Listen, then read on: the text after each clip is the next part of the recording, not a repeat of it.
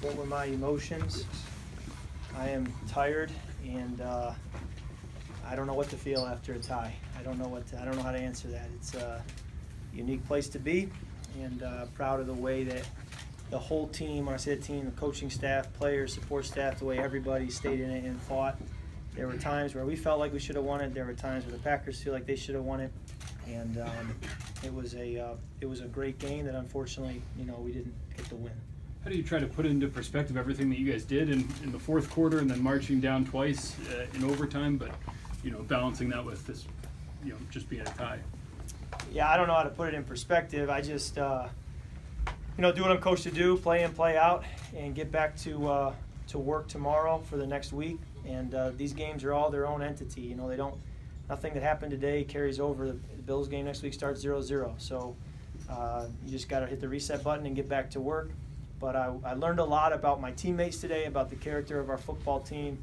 I think I grew as a player today. I think Coach Flip called an outstanding game. The nature of the game put Coach Flip in a position time and time again where he had to call consistently back-to-back great plays, and he did that. I was really impressed with the way he called the game and led our offense. What was your confidence level going into that final drive down 8, knowing you needed the touchdown and the 2-point conversion?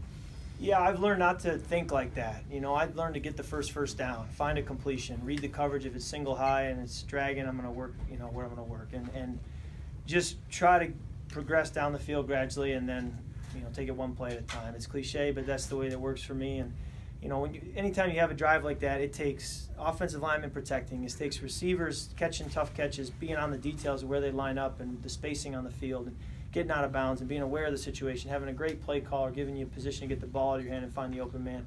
It took so many people to get us down there, and I thought it was good for our offense to go through that. Did you say anything to Treadwell after that one went off his hands and they got the ball back? Or I just said, you're fine. This is a tough game. Stuff happens. I threw that ball pretty hard. That was probably my hardest pass of the day. And, we just got to get him in the fire, where he can be like, okay, been there, done that. I think everything right now a lot of times is new for him in the sense that, I don't know if he was there last year as the X running a slant in a 2-minute drill. I don't know. But, as he gets reps, the ability's there. As he gets reps and builds that confidence and experience, I think he can do it all. So I have confidence in him. What gave you the confidence to go back to him after that? I think it was the second to last throw that you had where it looked like he went inside. Yeah. Supposed to go out in the last one. Yeah, I'm just going where coverage is dictating. I'm reading the defense, going off my reads, and that's, again, in the moment where I felt like the ball needed to go. Hindsight, maybe there was somebody else open. That's why we go back and watch it. But I just felt like that was where the ball needed to go. And, I go where my reads take me. And so that's why the ball goes where it goes. Knowing the trajectory now, just of being able to play in this game, does this kind of feel like two teams that are going to be on a collision course throughout the remainder of the season? It's not for me to say. I focus on the Bills now, and we'll take it 1 week at a time. People on the outside who love following the league can talk about what's going to happen or not, but that's just not where my mind is. Take it 1 week at a time, do the best we can each and every play, each and every week, and we'll see where we are at the end. Can you take us through the touchdown to the field?